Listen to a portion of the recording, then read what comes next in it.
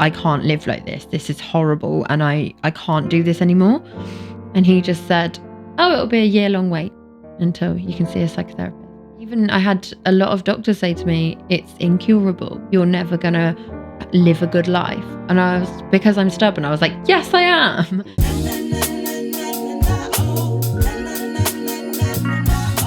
So welcome to the BU podcast. We're joined today by the wonderful Elspeth Van Der Hole. Have I said that correctly? You have indeed. Perfect. So she's a fashion photographer, entrepreneur, mental health advocate. I mean, is that fair to say? I'm kind of a jack of all trades, but master of none. No, that's not the right one. I would say you're a master of a fair few. Thank you. So if you'd like to tell us a bit of, well, I've told them what you do, but I think from your own words, what is it you do? I guess first and foremost, I'd probably say I was a fashion photographer because that's kind of where I began about 14 years ago now.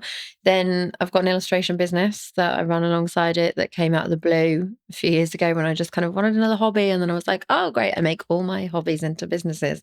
Do a bit of fitness. But then, I've started in the last probably 6 years talking a lot more about mental health because it means a lot to me to kind of be that person that I needed when I was younger. So how would you define that person you needed when you were younger? I think because, I'm 30 now. And when I think I first started suffering from mental health stuff, I was probably younger than I think, but I guess around 15 is when I can kind of think back.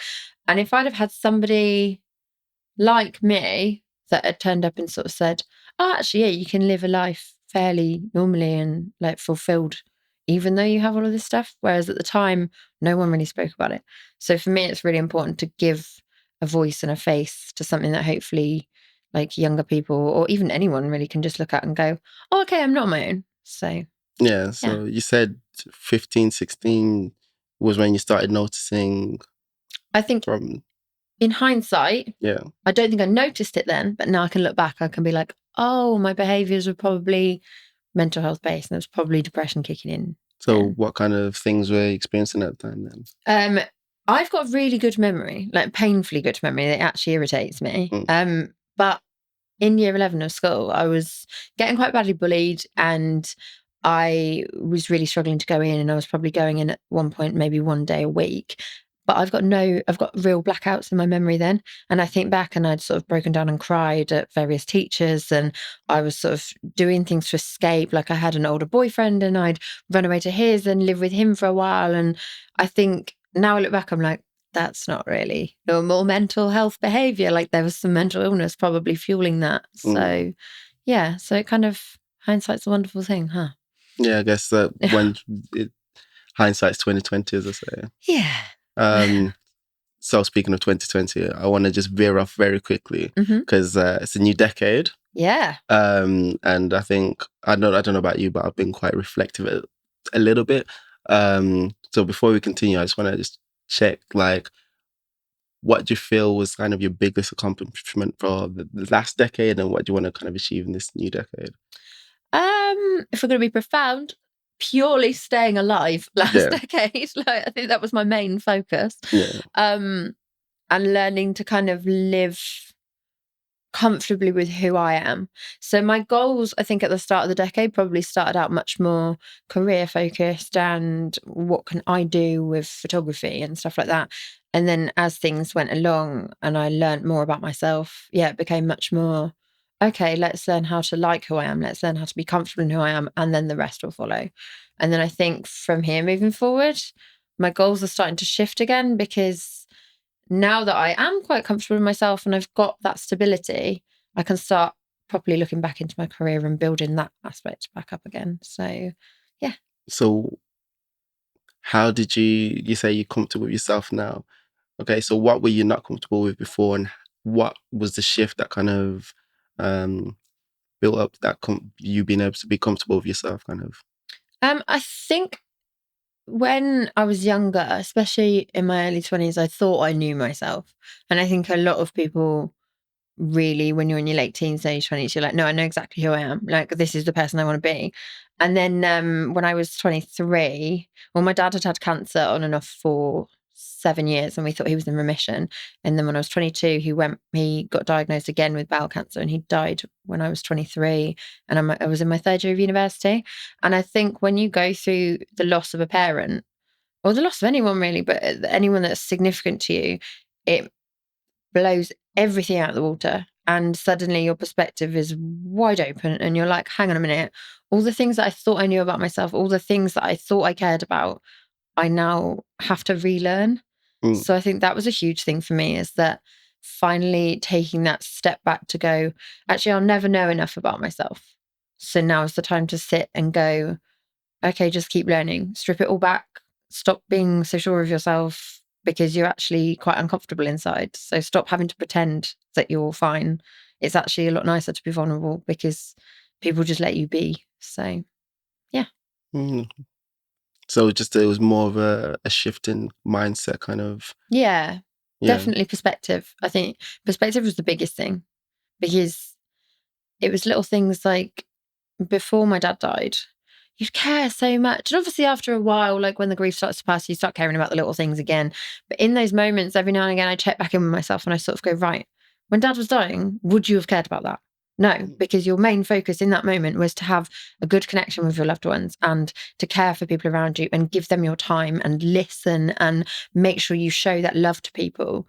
And I think before that, because I didn't really know I knew struggle in a sense, but not to the level that I felt it when my dad was dying. So I think it just opened my eyes up to the reality of the world, and not in like a harsh way, just to look at it differently. And it really helped to suddenly think, okay, you've looked at the world just this one way for so long.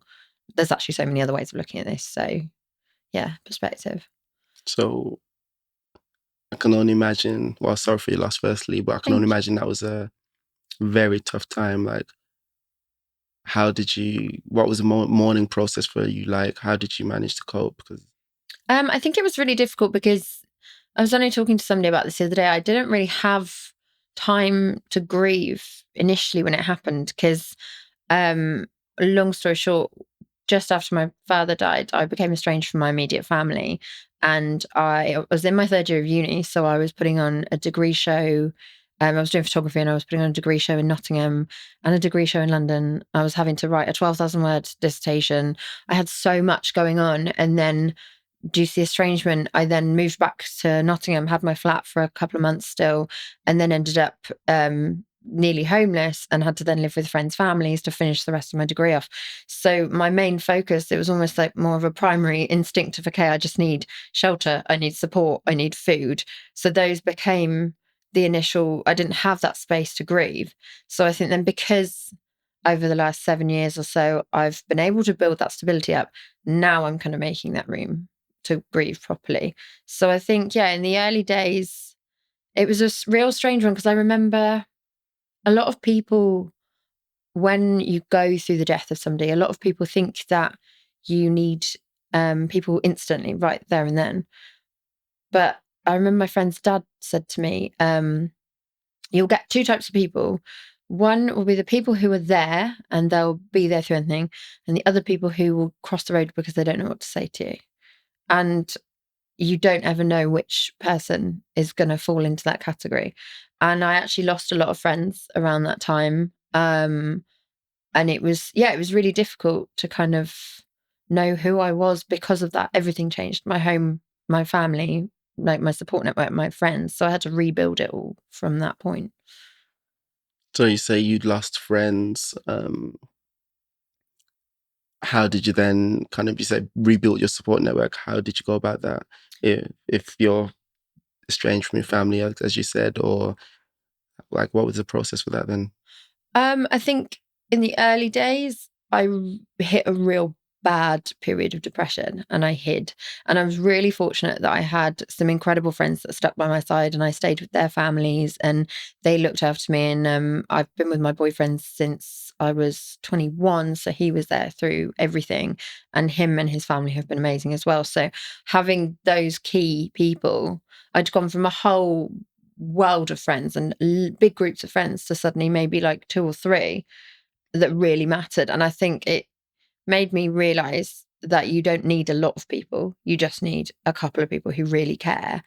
And that gave me that bounce pad after sort of going through the initial period of depression where I was hiding away, to then go, okay, I need to start getting myself out there again. I need to start doing small things where I'm just small socializing, like nothing huge. I used to go out and I'd party all the time. And then it became, okay, join a yoga class. Okay, just go for a coffee with someone. And I think that kind of, it humbles you when you get your life ripped away from you and then you have to start small again. So I wanted to touch quickly on mental health aspects then, because you've mentioned depression a couple of times. Is that something you've always battled with, or? It's a really weird one because I always thought of myself as just a really happy person, and I've always been really confident, and I've always been bouncy and able to make friends and put myself into anything.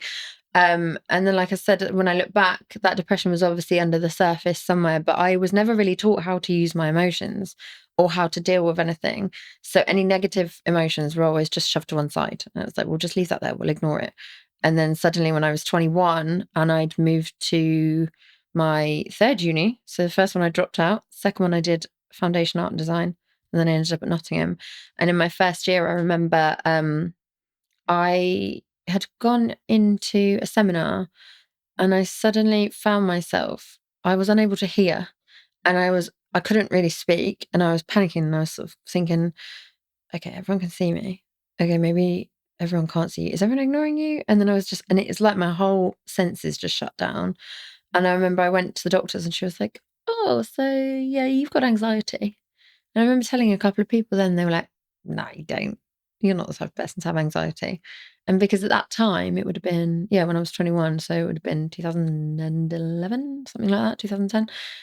It wasn't really talked about. So it was kind of like, I don't know what this thing is, but everyone always made out that mental health was people in like an asylum somewhere. So you kind of think, this doesn't make sense to me. I don't know what's going on. And then over the years, I'll touch on it more, but over the years, I've since been diagnosed with borderline personality disorder, complex post-traumatic stress disorder, and then more recently, OCD on a kind of perfectionist scale. So that's a lot of diagnoses. Yeah, I've got the whole alphabet. So do you feel having these, so obviously you're going through life, you're experiencing emotions, you may not necessarily be aware of what you're experiencing, you're just experiencing things. Do you feel having these diagnoses helps you identify your behavior or what you're feeling, why you're feeling, and manage it better? Or so much. I think there's a real stigma around getting a diagnosis because people think, oh, you get a label and then you've got an excuse to not do anything. And I know a lot of people, especially quite a lot of medical professionals, who are reluctant to give diagnoses because they don't want to put people in a box.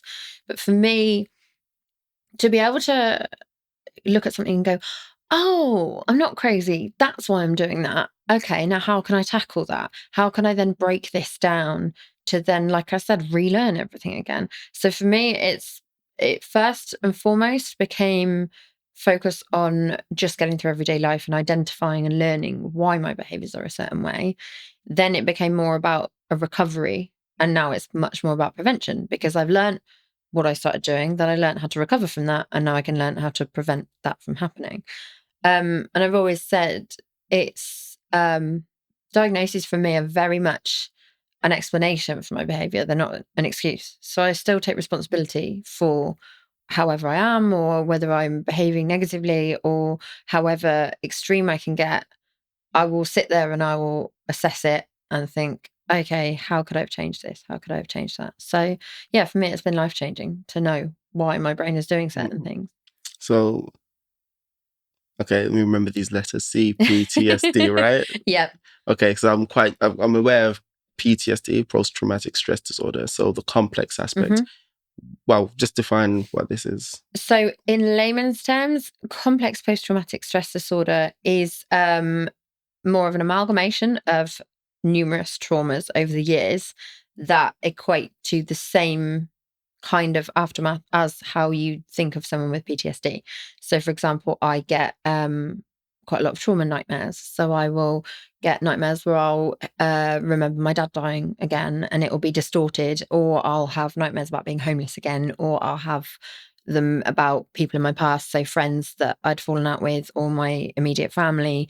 And even just there are smaller things as well in everyday life that will set me off. So sounds and smells that remind me of people from my past who have maybe treated me negatively and caused trauma towards me in an emotional sense takes me straight back to that childlike state where I think, oh my God, I'm unsafe here again.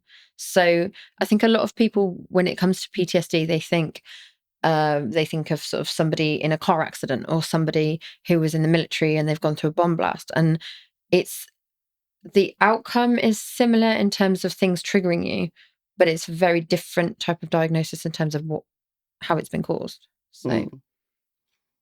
So how do you manage that aspect then? I've literally just finished a therapy called dynamic interpersonal therapy, where we did 18 sessions altogether. And it was just me one-on-one with a therapist, where we looked back at my relationships and friendships and how I was with my family when I was younger and compared it to now to learn why I respond negatively or why I panic in certain situations. So, for example, I really struggle with discussing money and I get really panicky that I'm going to end up with nothing, because obviously after my dad died, suddenly everything was gone. I had no money, I had no home. So even though we're in a stable environment now, I will still convince myself your house could be taken away from you at any moment. You could lose everything. You could lose your friends. So I have to learn to reel myself in and be like, right, these are different scenarios. It may feel the same, but that doesn't make it the same. And also what was really interesting that came from it is that I never realized that I was really ashamed of my inner child. And that sounds really like hippy dippy and whatever else. But I've learned to not kind of shove her to one side, because I'd get into quite a childlike state where I'd sit there and I'd be like, oh, I'm a rubbish adult and I can't function and I'm useless with money and I don't know what I'm doing. And then now I can sit there and go, you don't have to feel like a perfect functioning adult all the time. Sometimes you just need to comfort yourself. And because I don't have a parent there to comfort me or anyone who I feel I can 100% trust in that type of parental role, I've had to learn to comfort myself that way. So that was a big thing for me with the trauma, is just learning to talk to myself a bit, kind of. So what do you tell your inner child? I think I think of how I would be as a mum, or I think of my inner child as a separate entity to me, rather than, because before I would judge that part of me because I thought it was me. And now I think back and I kind of thank her because she got me here. And I think that's incredible for a child, a young teen, early 20s, all the stuff that terrified me and getting bullied and losing my dad and all these things that person, I think back to who I was, and she was so scared, but didn't give up. So I think I kind of try and give myself a bit more credit and just sort of be like, actually, well done. Like, we've got this far. So, yeah. I think that is the most underrated thing. People, I think, often don't appreciate how far they've come, and they lose sight of the now. Yeah. Without realizing the process and the progress. Even if it's one step every year, you're still moving forwards. I think even I struggle with that even sometimes, and you just have to just pause and be like, actually, this, and see where you are now. One of the things I think that's helped me the most is just very similar to what you were saying about just taking that one step. Everybody always sort of goes, oh, I've taken one step forward, however many back. I've learned to think about it more in terms of, as cliche as it sounds, of mountains.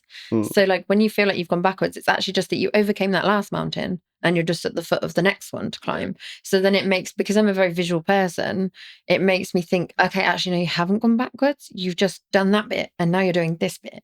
Yeah. And so then it doesn't, because before when I think I was going backwards, it would almost be like I took away from myself that recognition of success and achievement from before by thinking any future failures would remove the past successes.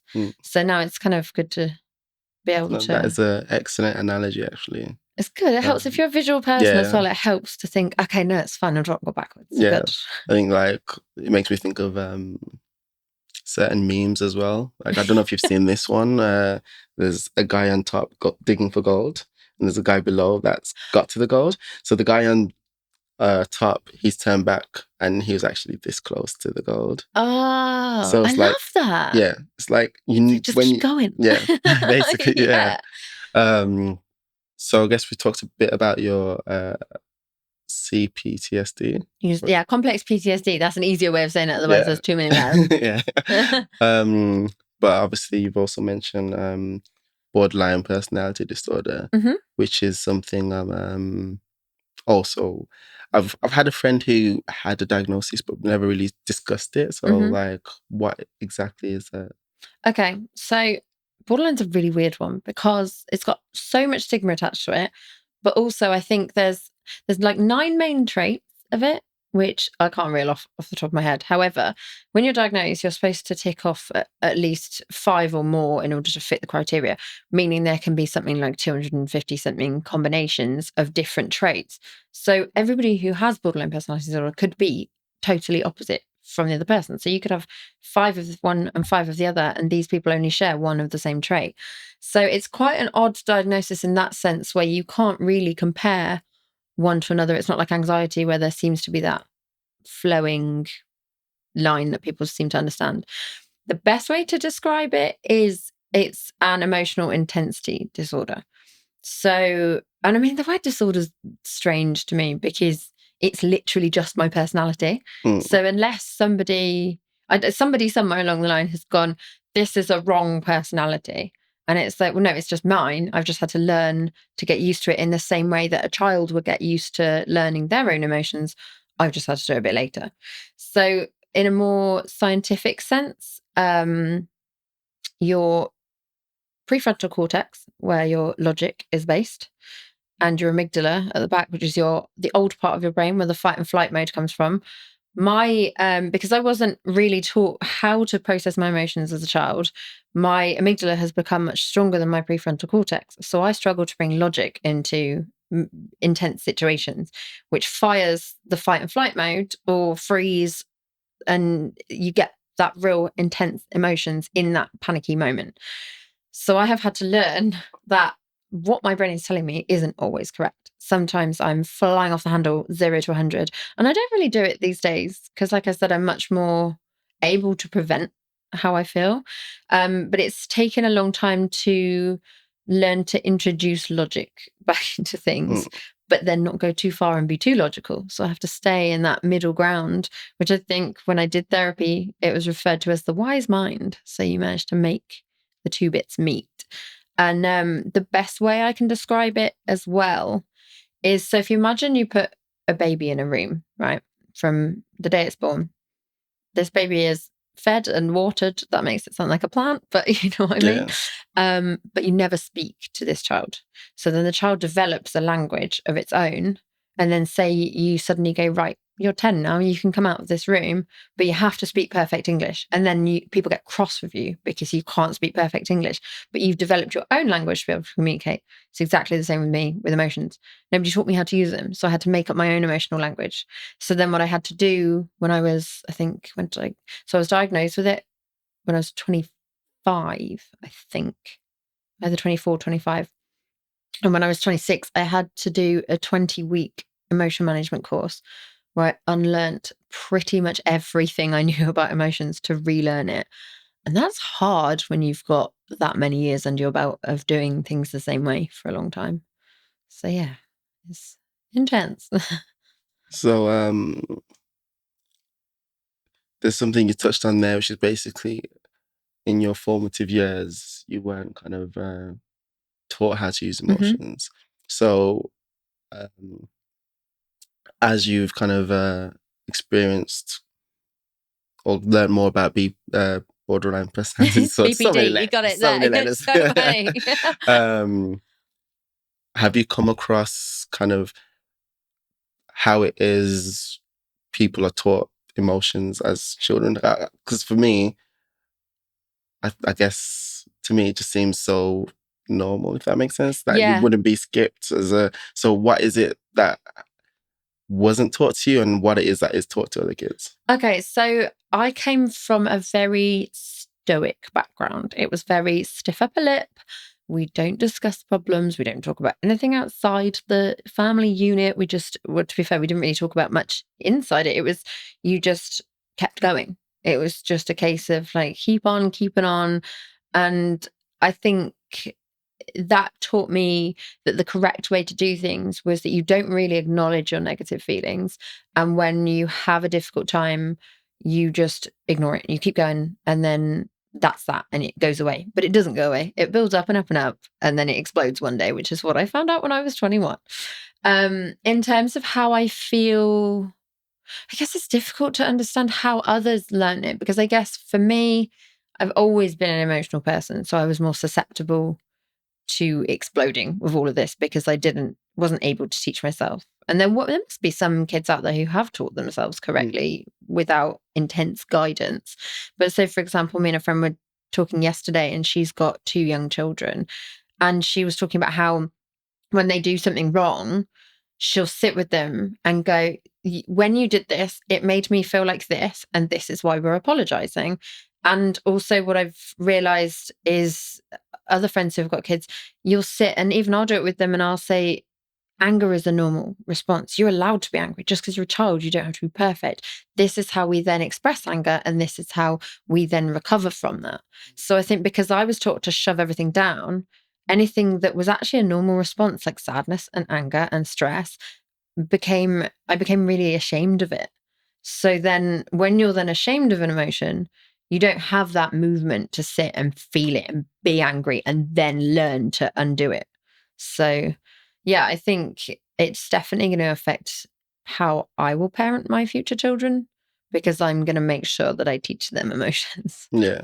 So has that therefore then affected your relationships with people around you? Yeah, 100%.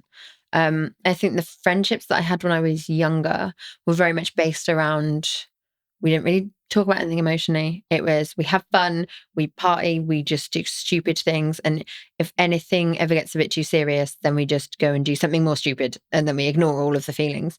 And I think that's why I really struggled when my dad was dying, because suddenly I needed people around me who could give me that emotional support.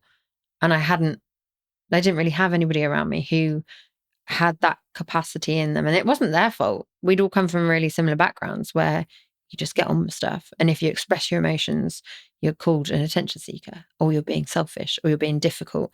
And I think one of the things that I've identified with my therapist is that because I always felt like I had to almost pay my way in emotions in order to hear something back, I was never able to just express myself, and that's it. So even now I struggle to express myself without then having to be like, oh, so how are you? Let me help you with your problems too. So yeah. So with borderline, I've lost my train of thought. So it's not so much something you get over, it's more something you kind of develop the skills to manage. It's for me, it's like learning a language. Yeah. Like once you've learned that, you can forget a bit occasionally, and you might struggle with it if you haven't spoken it for a while. But if you practice it and keep working at it, you eventually pick it up and you become fluent in it. So one thing I found really distressing is when I was first diagnosed with it, obviously you're going to Google it. You're going to go, what the hell is this? Please someone tell me something good. Everything online was negative. Everything was terrifying. It was all people with borderline personality disorder are evil, and they're bad, and they're going to be narcissistic and manipulate you and do all these things. And I was just like, oh my God. And even I had a lot of doctors say to me, it's incurable. You're never going to live a good life. And because I'm stubborn, I was like, yes, I am.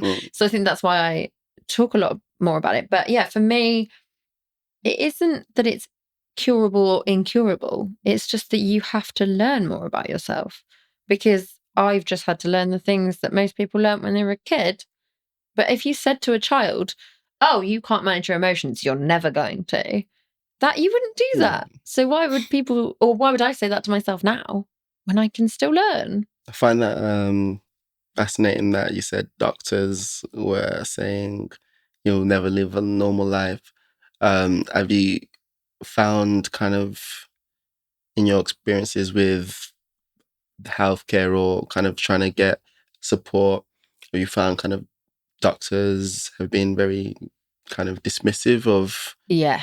It's really hit and miss. Some doctors have been incredible, and they are the reason why I'm still here, because they've actually sat me down and listened to me. And I mean, I'd say doctors, the therapists and the clinicians that I have had have been amazing.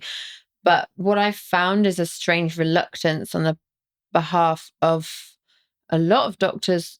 They don't want to diagnose you with borderline personality disorder because it's too difficult to treat. And suddenly on the NHS, then you're a number in a system that they can't get rid of quickly because you take years to recover. So it took a long time for me to push for that diagnosis and to get help. And when I first was diagnosed, I was living in the Midlands, and I ended up they told me I was having really bad suicidal ideations at the time. And I went to my doctor. I just drove there one day and I was like, I'm going to do something bad. Like, I can't live like this. This is horrible. And I can't do this anymore. And he just said, oh, it'll be a year-long wait until you can see a psychotherapist. And I was like, so that's it then. Great. And he was just like, oh, your mum should be helping you.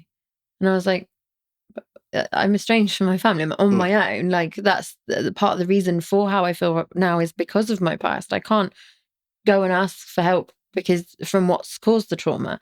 So for me, then I had to use, so my boyfriend's parents live in London, and I ended up using their address and having to commute 2.5 hours to be able to get help because of the whole postcode lottery. So basically the system was a little better set up with the waiting times for... Not necessarily the waiting times, but for the fact that I felt I was being listened to more, and they had more kind of stopgaps in place. So, for example, I was referred to a more specialist unit, which was the complex depression and anxiety service, rather than just through a GP.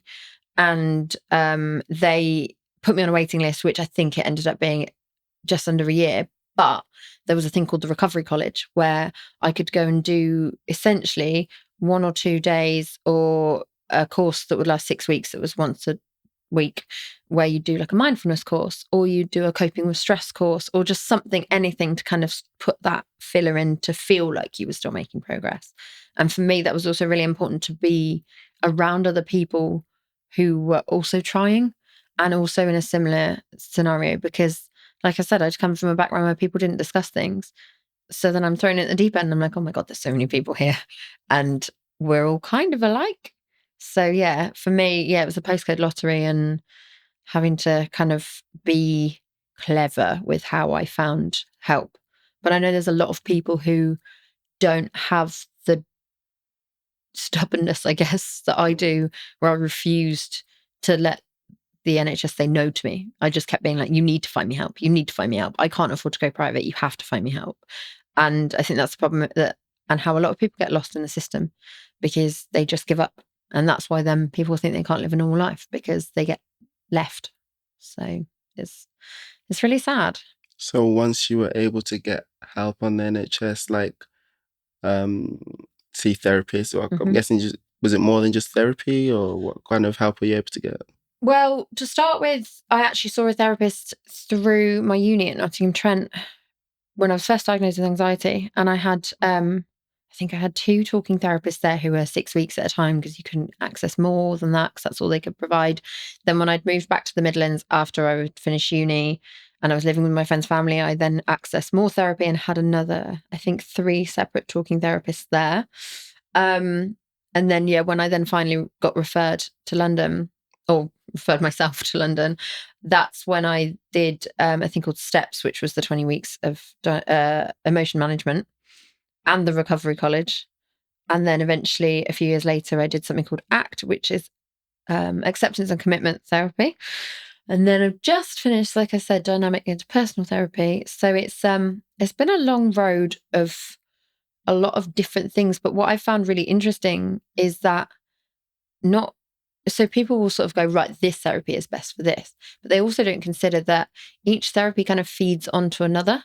So when you do more specialist therapies, I wouldn't have been able to do acceptance and commitment therapy when I was at the start of my therapy journey, because that is kind of like an add-on where once you've identified everything in talking therapy, then dealt with how to unlearn and relearn your emotions, that's when then you can start to learn how to live with things you don't have answers to.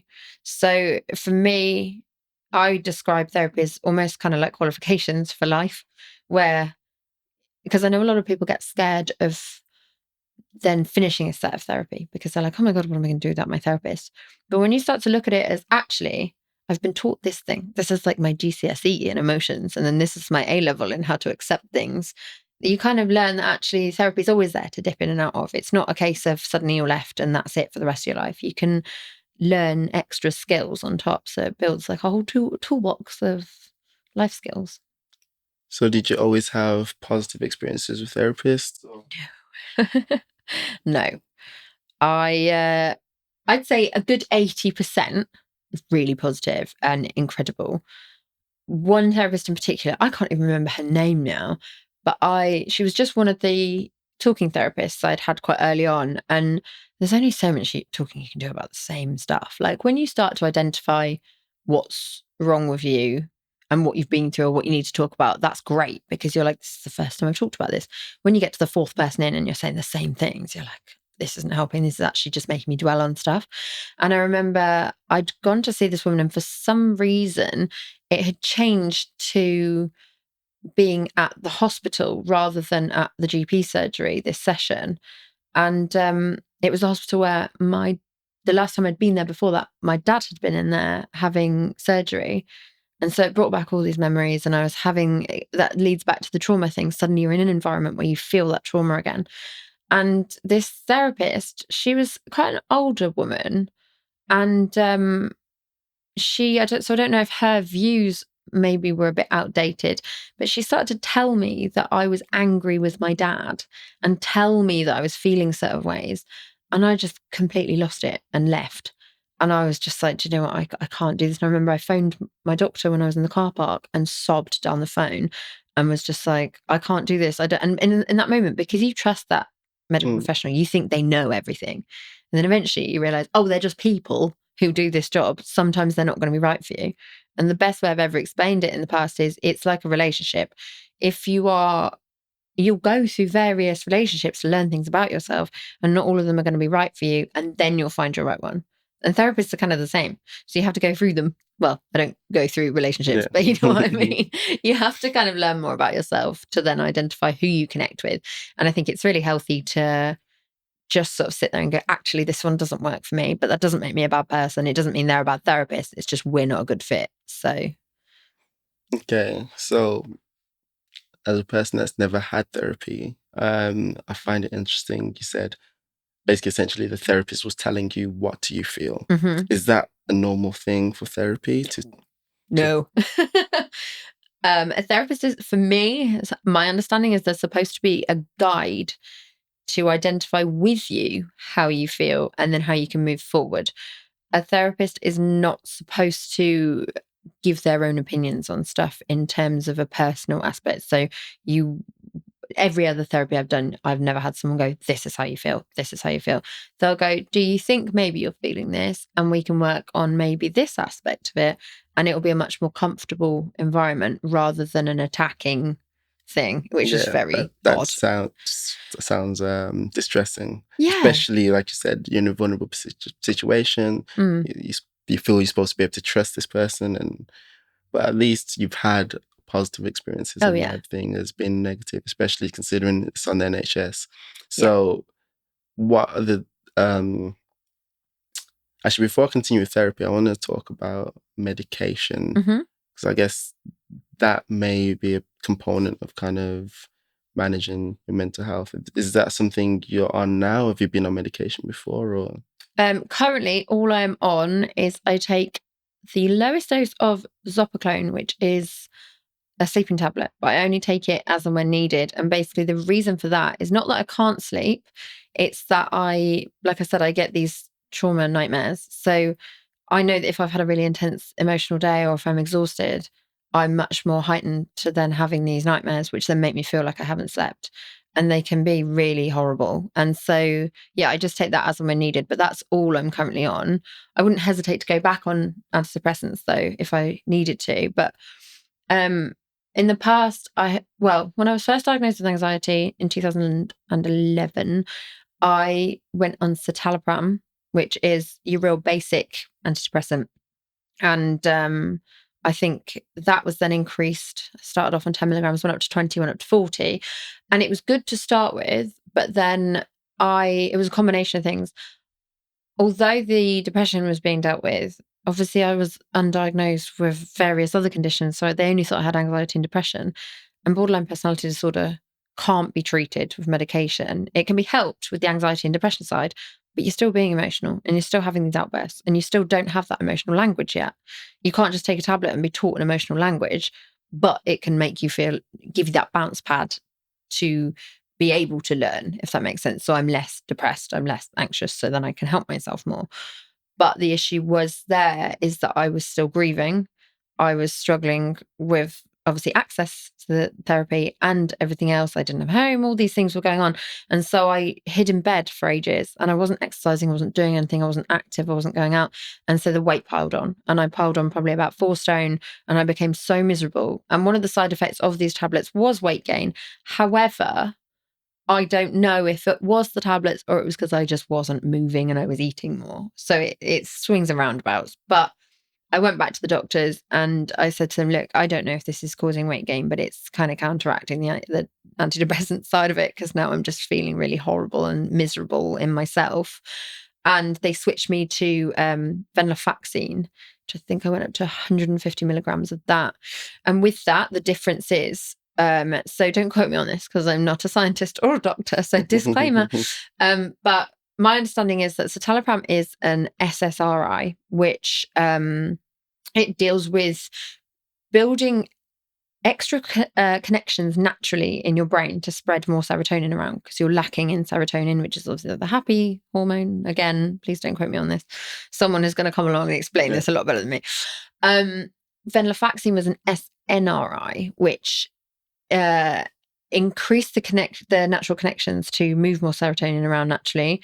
And it also blocked negative receptors. So it added that extra element. It was like the next step of antidepressant to hopefully help me.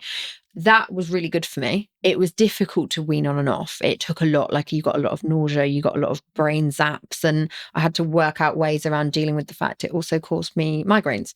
And I remember I went to my doctor and they said, and I said, look, I'm getting these awful migraines. What am I supposed to do? And they just said, well, you can either change antidepressant again or you can learn to deal with the migraines. And I was thinking, I can't deal with that nausea and stuff right now of weaning back on something else and the unknowing and not knowing whether I was going to pile more weight on and all this stuff. So I then had to I was taking vitamin B complex to try and deal with my migraines. And then I was taking ginger root tablets to try and deal with the antidepressant. And then I got switched because what I didn't realize that they didn't tell me was when you take a quick release antidepressant, it releases in your stomach. So it can make you feel really sick. If you get a prolonged release tablet, which is then more expensive on the NHS, which is why you get put on the quick release to start with. If you take the prolonged release, it releases in your intestines, so you don't get that sickness. So yeah, I was having to deal with the sickness from the tablets, and you get this weird kind of brain, like I said, brain zaps. You feel almost like you're underwater when you're going on and off them. So that was, I was probably on those altogether for about, I'd say 5 years. And then I never intended on coming off them because for me, I just described them as an antibiotic for your brain. There's nothing to be ashamed of with taking them. You wouldn't, so for example, if you're diabetic, you wouldn't just go, I'm not going to take my insulin because I'm going to ignore this. You just wouldn't do it. So why would you ignore that with your brain? So it was kind of a natural progression of then when I was going through therapy, because of the emotional intensity starting here, and then the antidepressants started to even it out. But then it's like they would come down too far. So then I'd have no emotional feelings. So I'd need to even that back So I'd drop a dose of antidepressants to then be able to feel again, but then I'd feel too intense again. And then eventually it would even out again with the therapy. And then gradually it just so happened that it was just the right time to come off, and I started to replace what I needed with fitness. Wow. In terms of medication, I think that's kind of it does sound a bit like you're playing a game almost. Like, I take this medication, but because of this medication, I need this medication. Because of that, I need that. And Yeah. it kind of piles up. So do you feel you could have gone through the process without the medication and just the therapies, or do you feel you needed the medication as well?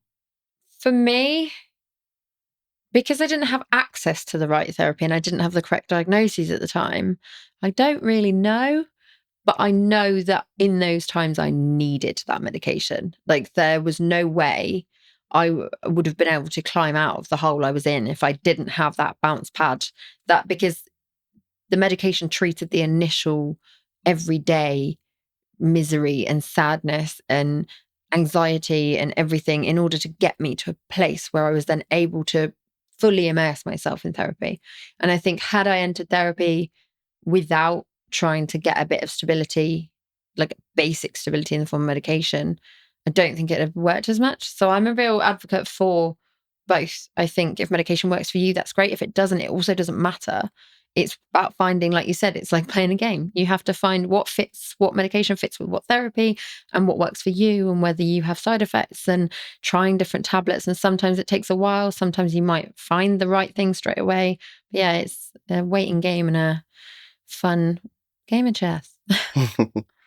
So you just mentioned turning to fitness. Mm-hmm. As kind of the finale, so to say, of your the end result of you being on the medication and gaining weight, etc.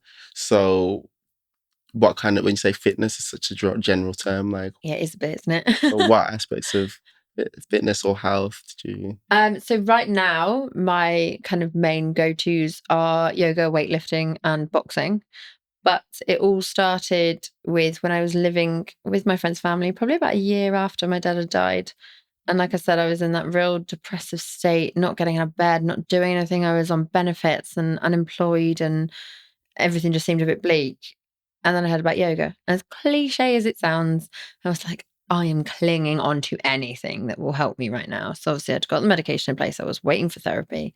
I was starting to build that stable environment, but I needed to move again. And I used to play a lot of hockey and sort of quite a bit of tennis and stuff when I was younger. And I found this yoga class that was not that far from where I was living. And I remember I emailed the woman who ran it, and I was just like, hi, I'm really anxious and depressed. Can I please come along? I don't know what I'm doing. And she emailed back, and you can feel how good someone is, even just through typed words. And I was like, okay, this could be good. I'll go along. And it was in a memorial hall in the middle of nowhere on a Monday morning.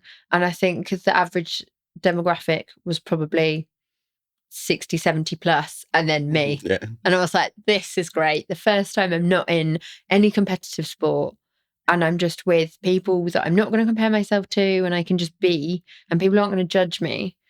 And yeah, I just found a whole new level to it, because in yoga you learn how to breathe properly. And that sounds so stupid, but I don't think I ever breathed properly before. Yeah. And that helped with the anxiety. And then having something to do every morning on a Monday, when you're unemployed and you're on benefits, it's miserable, because you feel guilty for doing anything fun, because you're like, okay, I'm on benefits, so I should be looking for a job. But then also, I still need to have fun. But then if people see me doing something fun, they're going to be like, why aren't you looking for a job? So to be able to just have this 1 hour every Monday morning to set me up for the week and get me out of bed and get me talking to people, but not too much pressure, because you didn't really have to talk to that many people. That's how it all kind of began. So how do you feel, besides your breathing, kind of yoga benefited you? It gave me a community to be a part of. And like I said, that wasn't competitive.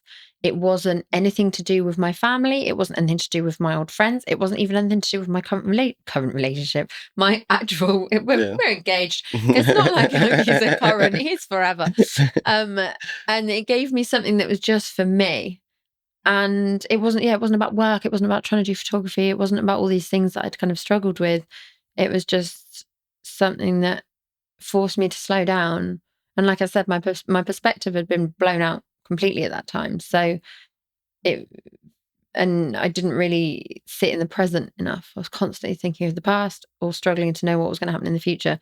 So yeah, it gave me that clarity to sort of go, right, just stop and be. And that's all you need to do in this moment. And then you can transfer that to life. So besides yoga, you also mentioned boxing and weightlifting. So I'm guessing, or I'm assuming, through your fitness journey, you've lost weight that you would have put on through the medication. Does that kind of physical change how you feel internally as well? What was really interesting is that when I first gained weight, because I was always a naturally quite skinny person, and I was probably quite underweight before. And I guess that would have been a sign when I was younger that I was miserable, because that was the whole other end of the spectrum, is that I just was always off doing something. I was never really looking after myself properly. With the weight thing, obviously, I think in the generation that we grew up in, when I was at school and even when I was at uni still, it was, you've got to be skinny. Like skinny's got to be the thing that makes you valuable and worth anything. And it's so weird that I look back now and people base their self-worth on being skinny. And so gaining all this weight, it was a blessing in disguise, because then suddenly turning to fitness and turning to yoga then led me to weightlifting, because I wanted to get better at yoga, because I realized if I was stronger, I'd be able to do more in yoga. And then I realized yoga really helps weightlifting because you're more flexible and you're able to use your joints properly without damaging yourself. And suddenly any desire to base my self-worth on being skinny became, oh my God, how strong can I get? Oh my God, my body can do this. Oh my God, I'm so grateful for the fact that I am able to do stuff. And then any dieting that I'd done years ago suddenly went out the window. And I was like, oh my God, if I learn to eat properly and I fuel myself correctly, I can run faster. I can do the splits. I can, I don't know, lift heavier. And then suddenly you feel that real adrenaline, and in the best way. And then you've got all this outlet to put all of that emotional baggage into, and you have time for you. And one of the things I found the most important, and I still do to this day, is I'm confident and I'm an extrovert, but I'm also really introverted. So it's a real weird double-edged sword where I'll be working on my own at home a lot, and I really want to talk to someone, but I won't want to actually also have to go out and do anything and see anyone because I don't have that energy in me. But if I go to the gym, I can be around people, but I don't have to talk to anyone. So it kind of pulls me out of being in that four walls where I'm boxed in and feeling on my own, getting paranoid and anxious, and puts me back into the real world where I sort of go, oh, yeah, everyone else is just existing. They don't care about me. This is fine. And I can crack on with what I'm doing whilst also still feel like I'm part of a community without the pressure. So yeah, there's a lot of elements that fitness has given to me that I never saw coming. And and it's not about weight loss. Great. So you talked about eating properly. Mm-hmm. What does that mean, eating properly, I guess? For me, I don't diet. I say that's a really obscure thing to say. I do diet in the sense that I have a good diet, but I don't do any fad dieting. I don't restrict anything. I don't label anything as bad food. Everything to me, if it makes you feel good and it tastes good and it's amazing food, then I'm such a foodie. Like part of the reason why I then started going to the gym was I was thinking, I can eat even more and I can try all of these foods. And not that you have to balance that out, but like I said, it made me realize I could fuel myself and test it in different ways and see if I ate this, am I going to run for longer? But for me, my diet became much more everything in moderation. Obviously you can eat to excess occasionally. We've all sat there with several bars of chocolate and, cried into a tub of ice cream. But yeah, I mean, I just enjoy myself with food. I don't make myself feel bad about it. If I want something, I want something. If I've overindulged at Christmas, doesn't matter. It's life. You have to just learn to roll with it and enjoy who you are and be grateful for the fact that you're just alive sometimes. Yeah. So, yeah. Speaking of kind of eating right and feeling better as a result, have you ever heard of Jordan Peterson by any chance? Okay. I thought you would have heard of him, and you're less likely to have heard of his daughter. But he is kind of like this motivational speaker. Let's call him that. It's not what he is exactly, but it's for easy understanding. But his daughter, growing up, had many problems with anxiety, depression, and then kind of also some autoimmune issues as well. Mm-hmm. And like she was on the antidepressants from the age of 12, all this kind of thing. When she got to uni, it got worse because she was eating bad. And she ended up in this spiral. But she reached a point where she's like, I need to do something about this. So what she ended up doing is slowly eliminating things from her diet. Mm-hmm. So I guess the obvious one is gluten. That's kind of a lot of people struggle with gluten, whether they realize it or not. And then over time, she ended up just eating basically meat and vegetables. And then it's like, oh, my depression's gone, my anxiety's gone, just from eliminating foods. And she'd tell her dad, look, just you need to try this, because dad also had depression. And there's a interview of them on Canadian TV, because that's where they're from. Before, so they went on it talking about antidepressants, and then after, like a few years later, oh, we've come off antidepressants and this is how we just eat meat and veg, and it's just changed our mental health. But then what happened with the daughter is she had a child. And so what can happen with pregnancy is your microbiome can change. So kind of the bacteria in your stomach. So then she stopped responding as well to the meat and veg diet. And she went to literally all she eats is meat now. Wow. But it's the only way she can, so she doesn't medicate. So that is her form of medication, in a way, that she just eats meat and she lives fine. She doesn't struggle with anxiety, depression. So I always find that fascinating, kind of like, I don't think we understand just how important food actually is. Yeah, because it's really interesting, actually, because I don't know why I didn't say this before. It's just, but one of the things I did change about my diet was I looked into gut health, and I realized how much your gut is linked to your mental health. And also, like I said, because I originally started looking at it because of performance-based things, thinking, I can run faster, I can be fitter, I can be healthier. I looked at, instead of taking things out of my diet, I looked at what I could put into it.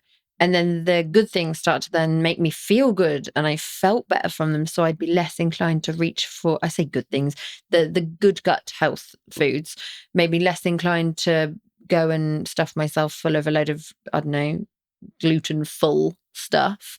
And it's really interesting you said about gluten-free as well, because my other half, he developed a gluten intolerance when he was in his mid-20s.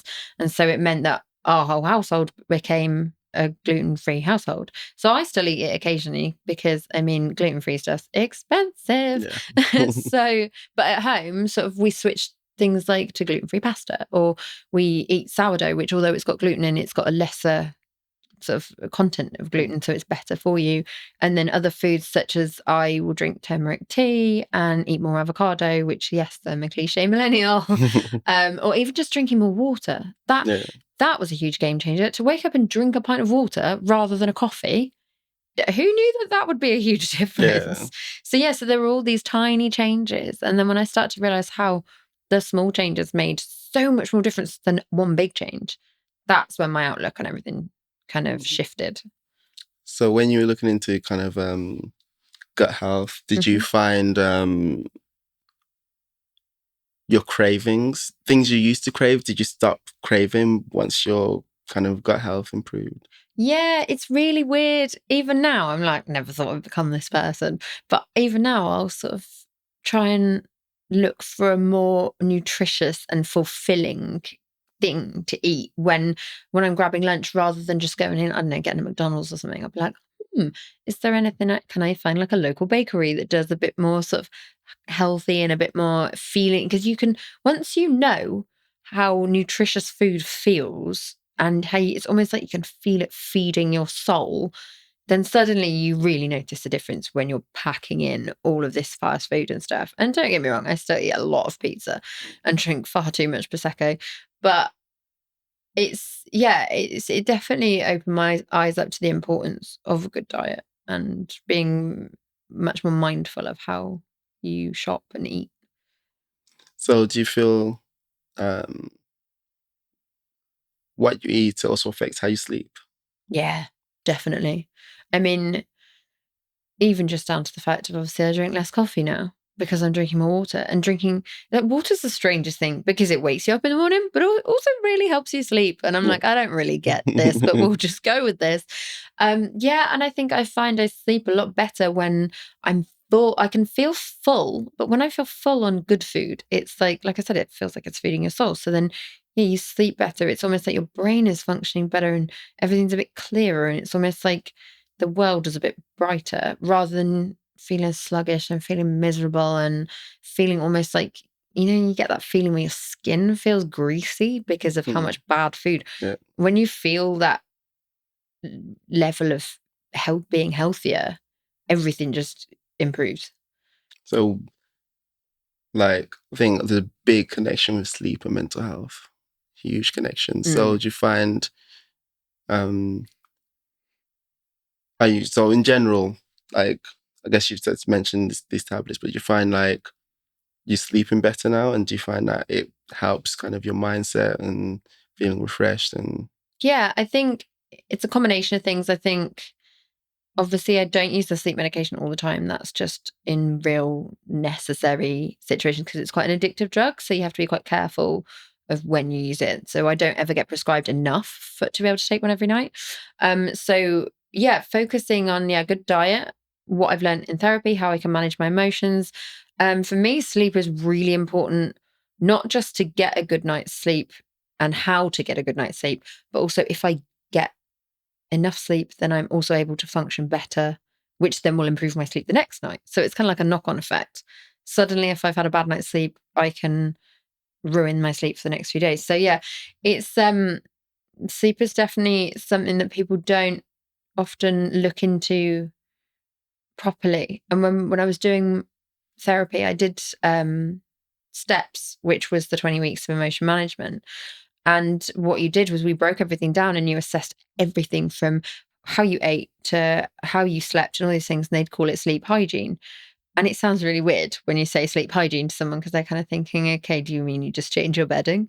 yeah. But it's everything down to, is your phone in the room when you're asleep? Are you going to bed at the right time? Are you watching TV? Are you drinking coffee past a certain time? All these things. And then if you get them all right and get them all to align with each other, then you're like, aha, we found sleep and it's good. Oh, great. I think we've probably ran a bit longer than we expected. Sorry. So we're a little short on time, but maybe we can do a part 2 at some point where we can talk about more of the business side of things. Yeah. But in closing, I'd like to see if there's any kind of advice you have for anyone maybe with borderline personality disorder, or who's experienced loss, kind of what's helped you and what can possibly help them. I think for me, I had to learn that I was not this is hard. Okay. So I had to learn that I was not represented by my diagnoses. They did not make me who I was. I am me. That is the one thing no one can take from you, is that you are you. Nobody else can be you.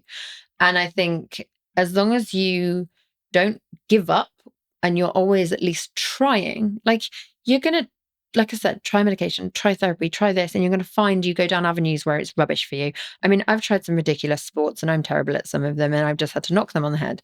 So in terms of what I'd give advice for, I'd say try everything and anything. And as soon as something makes you miserable or it doesn't work for you, put it down, forget about it, move on to the next thing, and just keep going until you've found, like what we discussed earlier, that almost game where you've suddenly found all the correct pieces and you've put them together, because it's not always going to be the first things you try. You have to take time, try and build it, and build your own kind of normal, because no one is normal. So you have to find your own. And yeah, it's all a case of trying.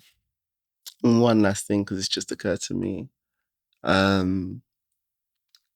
guess, having been through your experiences, would you say you're in a happy place now? Yeah, I think what I learned was that happiness isn't having fun. For a long time, I thought that was what it was. Happiness for me is contentment. And that doesn't always mean that you're always happy in the way people think of as happiness. Like, I don't have to be laughing and joking and doing some amazing things to be content and happy. For me, it's stability. And I'm in a really interesting phase of my life now where I'm just about learning to accept that things are stable. And I don't just mean my mental health. I mean, like, my relationship is incredible, that my home environment, the fact that I've got my dogs, like, and I've built such an incredible community of friends and family around me, that it's kind of leading me to a life that I didn't think possible. So I think for me, happiness is kind of, as cliche as it sounds, it's what you make of it, not what you think it should be. You kind of find it by accident, as long as you try. I think that's a great definition. And so we'll leave it at that. So thank you so much, Elspeth, for taking time out of your afternoon to talk with us and share your story. I'm sure many people find you very inspiring and kind of be able to find kind of advice within the things you've shared today, and hopefully benefit from your story. So thank you very much. And like I said, maybe we can do part 2 Yes, another definitely. time. So yeah, we'll leave it at that. Seriously, thank you so much. It's been so nice to just, it's amazing. Thank you.